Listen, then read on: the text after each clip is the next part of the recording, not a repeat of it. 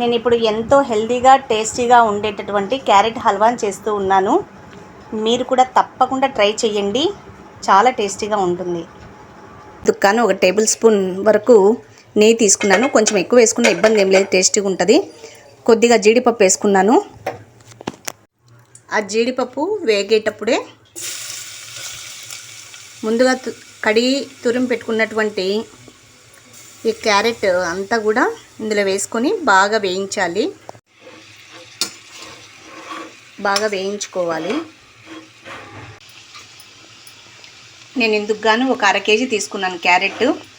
కొద్దిగా మీడియం ఫ్లేమ్లోనే ఇలాగ మెగ్గపెడదాము. ఐసా క్రిస్టల్ అనుకుంటారా? బాగా మగ్గింది. ఇప్పుడు కొద్దిగా నీళ్ళని వేసుకుందాం, ఉడకాలి కదా. కొద్దిగా పాలను కూడా యాడ్ చేస్తున్నాను. మరీ ఎక్కువ పాలేం వేయట్లేదు, కొద్దిగానే వేస్తున్నాను. కలబెట్టి మూత పెట్టేసామంటే ఒక 20 నిమిషాలు అయితే పడుతుంది. ఉడకాలి కాబట్టి అందులో వేసినటువంటి నీళ్ళు పాలు అంతా ఎగరాలి కదా. మూత పెట్టాను, మీడియం ఫ్లేమ్లోనే ఉడకబెట్టేస్తున్నా. ఇప్పుడు 20 నిమిషాలు పట్టింది, అడుగు అయితే అంటలేదు. ఇప్పుడు చక్కెర వేస్తూ ఉన్నాను.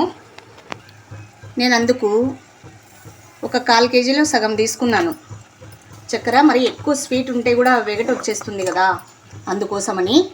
దాంతోపాటు ఇప్పుడు చూడండి, ఒక ఇలాచి కూడా తుంచి వేస్తూ ఉన్నాను.